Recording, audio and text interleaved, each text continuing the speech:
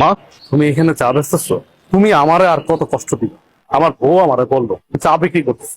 আমি এই কথা শোনার পরে নিজেরা সামলা রাখতে পারি না। আমি এই জন্য তোমাকে নিতে আসছি।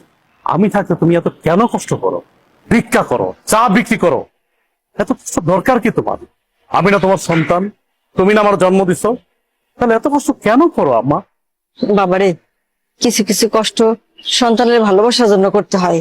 আমি চাই নাই ভালোবাসা, আমি শুধু চাই তুমি আমার পাশে থাকবা, সবসময় আমার পাশে থাকবা। তুমি পিছে কি করছো না করছো আমি সব ভুলে গেছি। তুমি আমাকে মাফ করে এখন তুমি আমার সাথে চলো, আমার বাসায় থাকবা, চলো। না বাবা, আমি তো তোর আগেই কইছি আমি যাব না। আমি চাই না তোর সংসারে অশান্তি হোক, তোরা ভালো থাক, এইটাই আমি চাই। তুমি এটা কেমন কথা বলতেছো? আমার সংসার অশান্তি? আমি যেদিন থেকে আমার বউরে বিয়ে করছি সেদিন থেকে তো আমার জীবন অশান্তি শুরু হয়ে গেছে। তুমি আর নতুন করে কি অশান্তি শুরু করবা? অথচ দেখো, আমার বাড়িতে থাকার কথা তোমার, অথচ তুমি না থেকে আমার শ্বশুর থাকছে। শ্বশুর থাকতেছে নন স্টপ, দিনের পরে দিন, রাতের পরে রাত, ভালো মন্দ খাইতেছে, ঘুমাইতেছে, ফিরতেছে।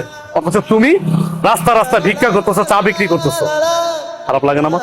আমার তো খারাপ লাগে। তোমার তো ন্যূনতম কমন সেন্সটুকু আছে, অথচ আমার শ্বশুরের কোনো কমন সেন্স নেই। আমার বোর কাছে আমার শ্বশুরই সব। যাই হোক মা, আমি তোমার এত কথা বলতে পারতেছি না, এখন কোনো কথা আমি শুনবো না তোমার। তোমার এই চার ব্যবসা রাইখা এখন আমার সাথে তুমি চলো। চলো, এখন থেকে তুমি এই বাড়িতেই থাকবা।